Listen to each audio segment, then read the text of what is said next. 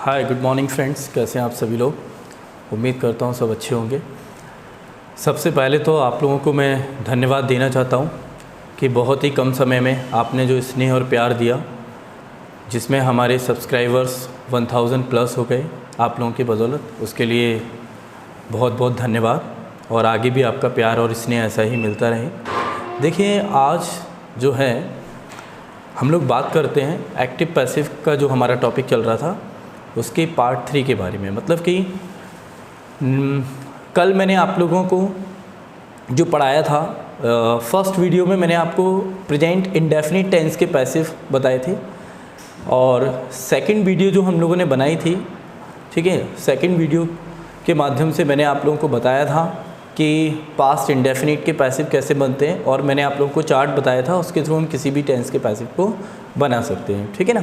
आज हम लोग स्टडी करते हैं मॉडल वर्ब के पैसिव कैसे बनाते हैं। ठीक है। इसके बाद हम पढ़ेंगे इम्परेटिव सेंटेंस के पैसिव कैसे बनाए जाते हैं। ठीक है। तो बड़े ध्यान से इसको देखना, और कोई भी दिक्कत हो तो मेरे को बताइएगा। ठीक है।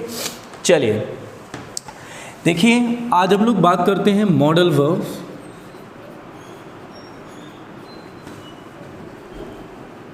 ठीक, मॉडल वर्ब्स के बारे में हम लोग बात करते हैं। तो मॉडल वर्ब्स जो होती हैं, सबसे पहले आप लोगों को याद रखना है कौन कौन सी होती है हमारी। जो मॉडल वर्ब्स होती हैं वो होती है हमारी can, could, may, might, must, used to, dare, need, ought to,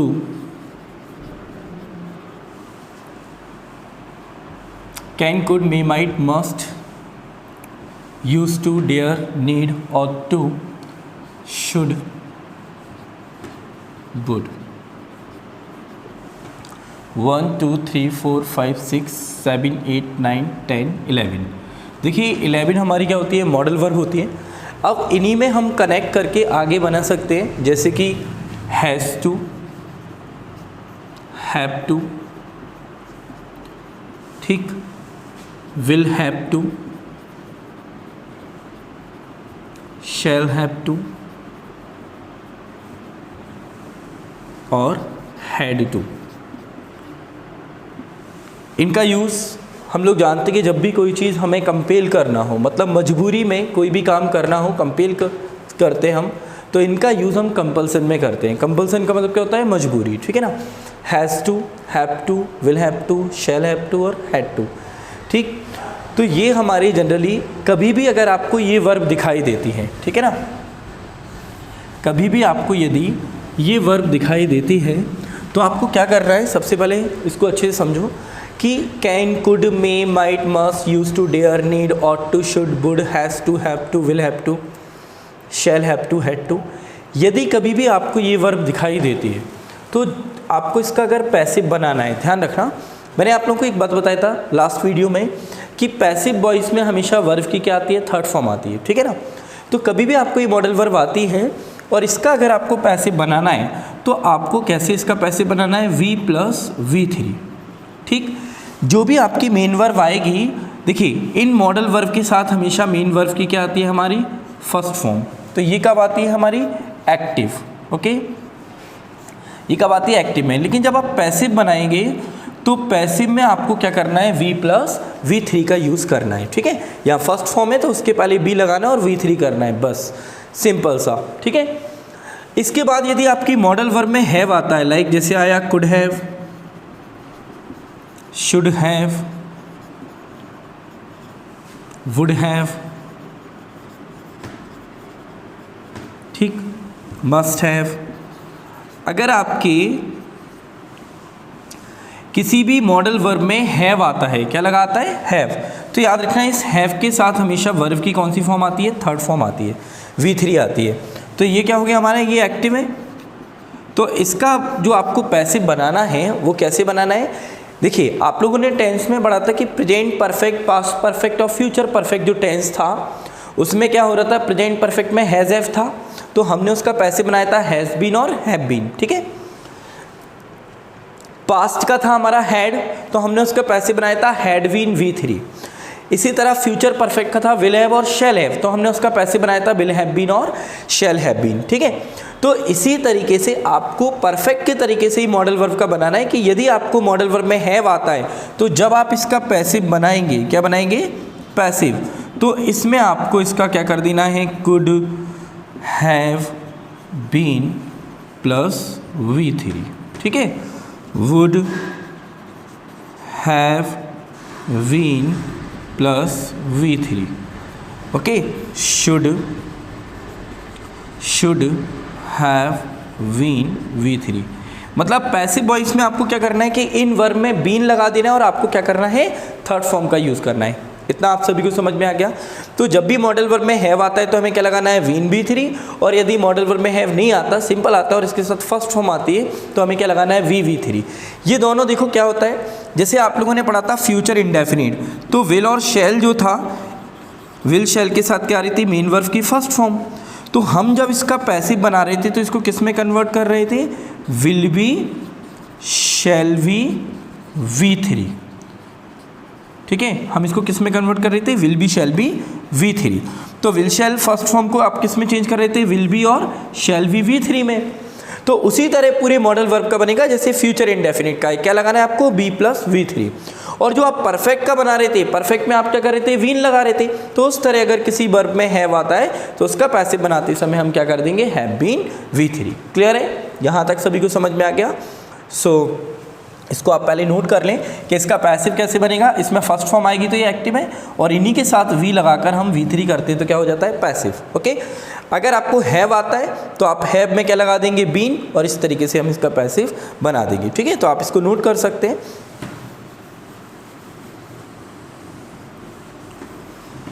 चलिए, तो ये आपने देख लिया, ये इसका पैसिव इस तरीके से बनाना है V3, और इसके पैसिव में हमें क्या करना है, वीन प्लस V3। क्लियर है, आ गया सभी को समझ में। अब देखिए हम लोग कुछ एग्जांपल्स देखते हैं। ठीक है, चलिए,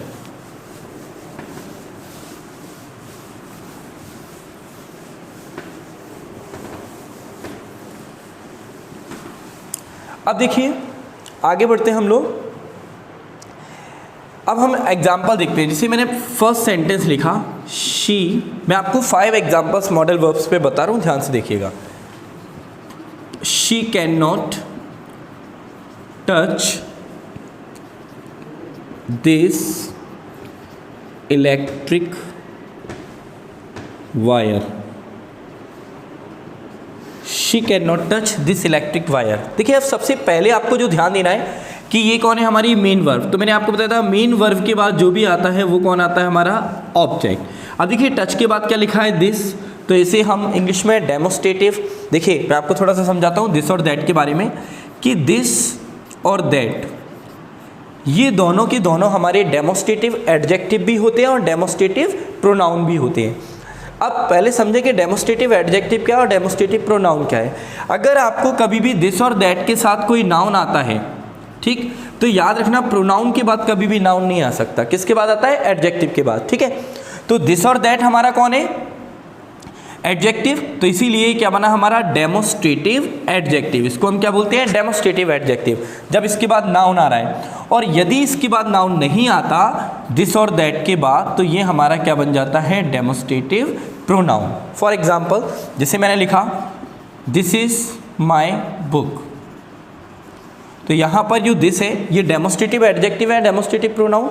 तो इसके बाद कोई नाउन है नहीं है, तो ये क्या बना हमारा डेमोस्ट्रेटिव प्रोनाउन। ठीक है, मैंने लिखा दैट इज माई बुक, तो ये हमारा क्या बना, डेमोस्ट्रेटिव प्रोनाउन। अब यही मैंने लिखा दिस बुक इज माइन, तो यहाँ पर जो दिस के बाद हमारा नाउन आ रहा है, तो ये क्या बन गया हमारा डेमोस्ट्रेटिव एडजेक्टिव। इसी तरह मैंने लिखा कि दैट बुक इज माइन, तो अब यहाँ पर जो दैट है वो कौन बन गया हमारा डेमोस्ट्रेटिव एडजेक्टिव। क्यों, क्योंकि इसके बाद नाउन आ रहा है। इतना क्लियर हुआ, आपको अच्छी तरह समझ में आया। चलिए, इसी तरह दिस और दैट होता है, और इसी की तरह हमारा होता है दीज और those. Okay, so guys these और दोज भी हमारा क्या होता है, डेमोस्ट्रेटिव एडजेक्टिव और डेमोस्ट्रेटिव प्रोनाउन आता है। लाइक वैसे ही है, दीज के बाद अगर आपको नाउन दिया है, या दोज के बाद नाउन दिया है तो ये हमारा बन गया डेमोस्ट्रेटिव एडजेक्टिव, और यदि इसके साथ नाउन नहीं दिया तो ये हमारा बन गया डेमोस्ट्रेटिव प्रोनाउन, जो कि हम प्रोनाउन के चैप्टर में पढ़ेंगे थोड़ा डीपली। अभी मैंने आपको केवल समझने के लिए बता दिया है, ठीक है ना। एक अंतर और बता देता हूँ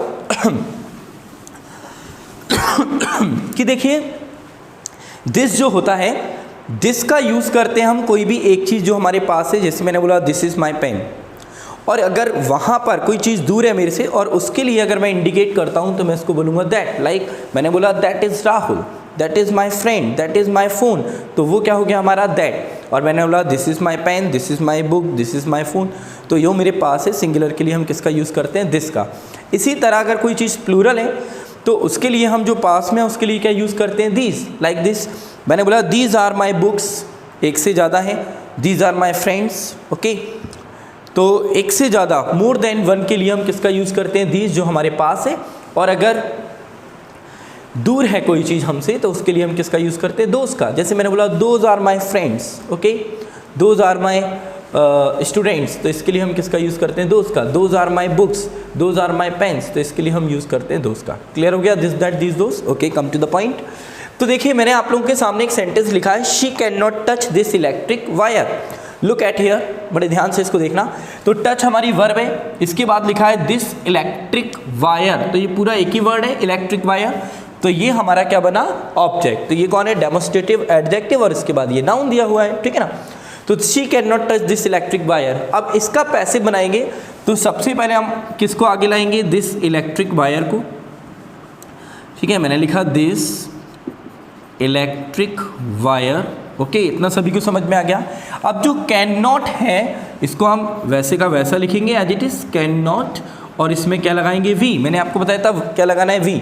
अगर आप कभी भी भूल जाएं कि भाई बी हमें यूज़ का करना है, तो जब आप मेन वर्ब लिखेंगे उसके पहले आपको बी लगाना है, ध्यान रखना। एक और बहुत अच्छी ट्रिक है कि कभी भी आप पैसिव बनाएं तो वी, वीन, बीन। अगर आप कभी कंफ्यूज हो कि भाई इन्हें कहाँ लगाना है, तो याद रखना ये हमेशा मेन वर्ब के पहले आएंगे। कहाँ आएंगे, मेन वर्ब के पहले, ध्यान रखना, ठीक है। तो हम लोगों ने देखा क्या आया कि this electric wire can not be, और टच जो है इसकी थर्ड फॉर्म क्या होगी हमारी, टच्ड, ठीक, वाई, और हमारा सब्जेक्ट कौन है, शी, तो शी का क्या हो जाएगा, हर। इतना सभी को समझ में आया। नेक्स्ट अगला एग्जाम्पल देखते हैं। अगला एग्जाम्पल मैंने लिखा, कुड यू नॉट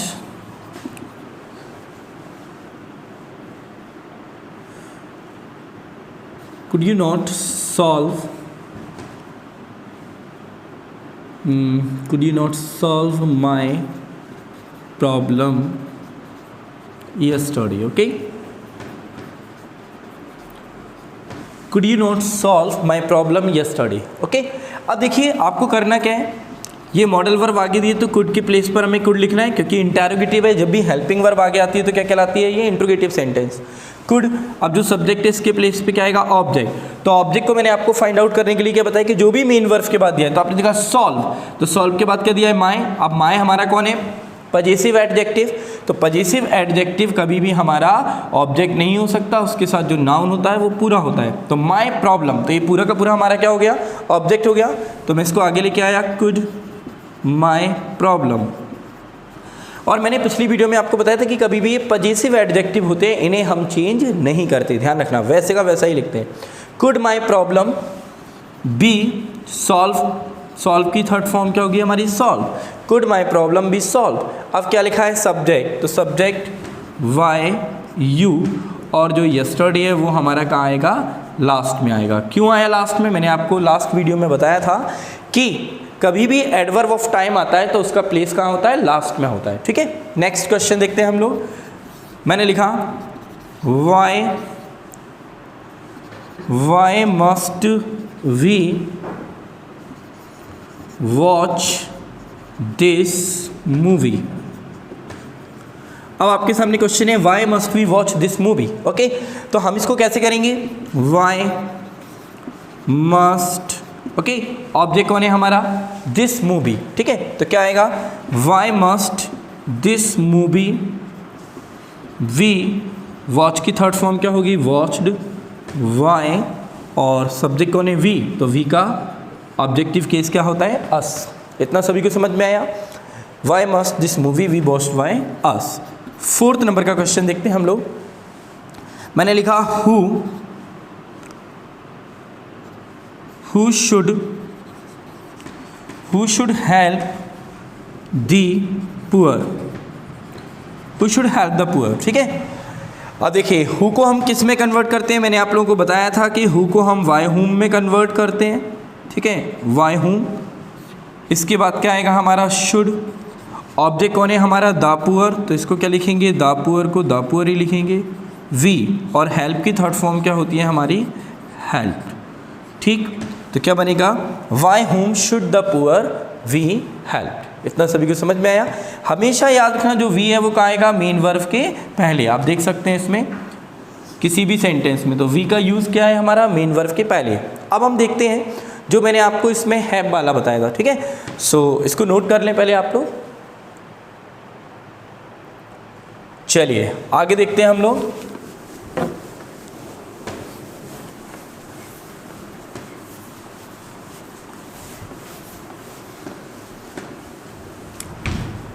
देखिए अब हम लोग देखते हैं कि अभी मैंने आपको बताया था अगर हैव के सेंटेंस आ जाते हैं इसमें, जैसे कि आपको आया he should have given him all the money. ठीक है, he should have given him all the money, या हिम की जगह हम कर देते हैं यहाँ पर हर। ठीक है, he should have given her all the money. ठीक, तो कैसे यूज करेंगे हम इसको? All the money. देखिए मैं इसको आपको दो तरीके से बताऊंगा। एक तो हो गया हमारा हर, तो ये हमारा ऑब्जेक्ट है। ये कैसा ऑब्जेक्ट हो गया हमारा? Indirect object. और ये कैसा हो गया हमारा? Direct object. तो दोनों तरीके से हम इसको बना सकते हैं। पहले ऑल द मनी से बनाते हैं। All the money should have been, all the money should have been given. ठीक है, all the money should have been given. अब यहाँ पर हमारा क्या लिखा हुआ है? Indirect object. तो मैंने आपको बताया था इसको हम वर्ब के तुरंत बाद टू लगा के यूज़ करते हैं। तो क्या बनेगा? All the money should have been given to her. Why, ही का क्या हो जाएगा? Objective case him. क्लियर है? इतना समझ में आया? अब इसी को दूसरे तरीके से कैसे बना सकते हैं हम? हर को यदि हम आगे लाते हैं सब्जेक्टिव केस में चेंज करते हैं, तो हर का सब्जेक्ट क्या होता है? She should have been given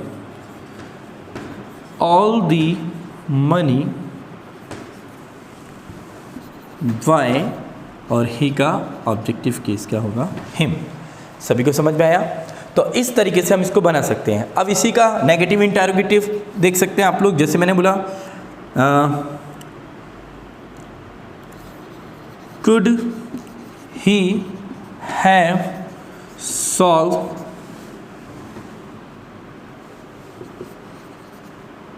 your problem yesterday.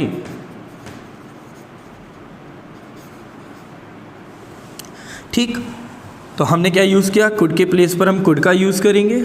ठीक है, अब ऑब्जेक्ट कौन है हमारा? Your problem. तो इस पूरी को लिखेंगे हम कुड योर प्रॉब्लम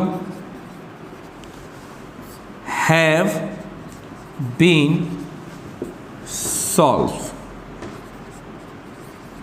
ठीक, सबसे पहले आपको कुड के प्लेस पर कुड लिखा, ऑब्जेक्ट कौन है आपका? Your problem. इसको आगे लाए, इसके बाद हैव, मेन वर्ब के पहले बीन, सॉल्व। अब आपने देखा यहाँ क्या लिखा हुआ है? यस्टरडे। तो यस्टरडे क्या है? एडवर्ब ऑफ टाइम, और एडवर्ब ऑफ टाइम का आता है हमेशा लास्ट में आता है। तो पहले हम क्या लिखेंगे? वाई, और ही का ऑब्जेक्टिव केस क्या होगा? हिम, और फिर यस्टरडे। क्लियर हुआ? समझ में आया? इसी पे हम WH वर्ड बना सकते हैं। एक दो एग्जाम्पल हम WH वर्ड के देखते हैं।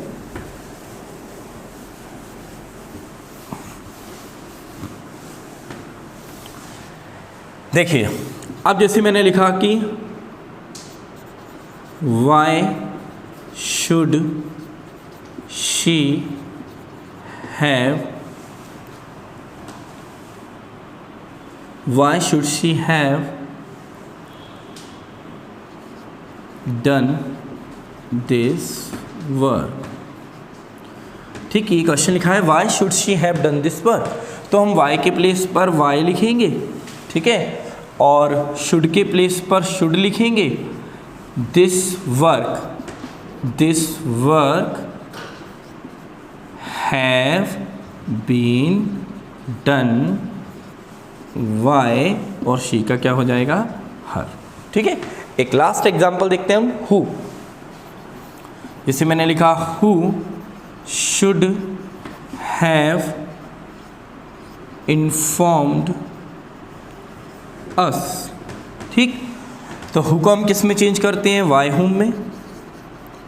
वाई हुम शुड, ऑब्जेक्ट और अस, इसको आगे लाए we, have been informed. Okay, तो इस तरीके से आपको सारे मॉडल वर्ब के पैसिव बनाना है। देखिए, आज हमारे मॉडल वर्ब के पैसिव कवर हो गए। नेक्स्ट वीडियो जो हम बनाएंगे उसमें हम देखेंगे इम्परेटिव सेंटेंस के पैसिव वॉइस कैसे बनाए जाते हैं। ठीक है, तो इस तरीके से हम पैसिव का चैप्टर कवर करेंगे। इसके बाद में आपको एसएससी, सीजीएल, स्टेनोग्राफर सारे एग्जाम्स में आए हुए क्वेश्चन पेपर सॉल्व करवाऊंगा। ठीक है, यहीं पर हम देखेंगे किस तरीके से हमें ऑप्शन देखकर क्लिक करना है। ठीक है, विद इन अ सेकेंड किसी भी आंसर को हमें देना है। ठीक, जिसको आप अच्छे से समझिए। और नेक्स्ट वीडियो में हम पढ़ते हैं इम्परेटिव सेंटेंस। तो आप लोगों को अगर हमारी वीडियो पसंद आई हो तो इसको लाइक करें, सब्सक्राइब करें और शेयर करें। Thank you so much. मिलते हैं नेक्स्ट वीडियो में। Thank you.